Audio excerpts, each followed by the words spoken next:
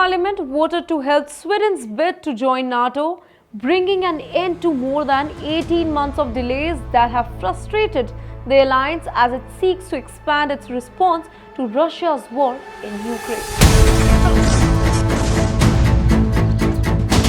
The vote passed with 188 votes for and 6 against. But why did Sweden decide to join NATO? The North Atlantic Treaty Organization, also known as NATO, was signed by 12 founding countries after World War II in April 1949.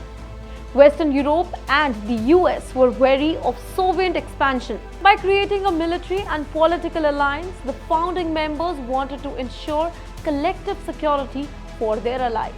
Now, talking about Sweden, at the end of the Napoleonic War of the early 19th century, Sweden officially adopted the neutrality policy, where Sweden remained neutral in the future wars. Following the end of Cold War, the neutrality policy was amended to one of the military non-alignment. Even though Sweden sent forces to international peacekeeping mission, it has not gone to war for more than 200 years. In fact, the last war that Sweden fought was in 1814 against Norway. Despite its neutrality, Sweden pursued active foreign policy and top 8 donor per capita. Sweden was also called humanitarian superpower.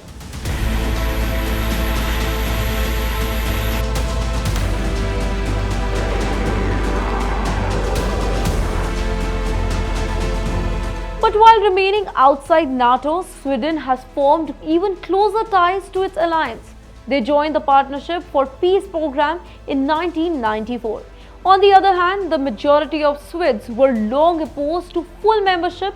In fact, their largest political party, the Social Democrats, strongly opposed to join NATO. 1 month later, Russia's 2022 invasion of Ukraine led to a dramatic shift in both public opinion and among political parties. A broad majority of the Swedish parliament voted to apply for membership in May 2022. Sweden, who fought a war in 1814, what can they bring to NATO? For a long time, Swedish policy dictated that the country needed a strong military to protect its neutrality. But after the end of the Cold War, they decided to spend more in the defense system. In 1990, defense spending accounted for 2.6% of their GDP. But again, in 2020, the government spent only 1.2%.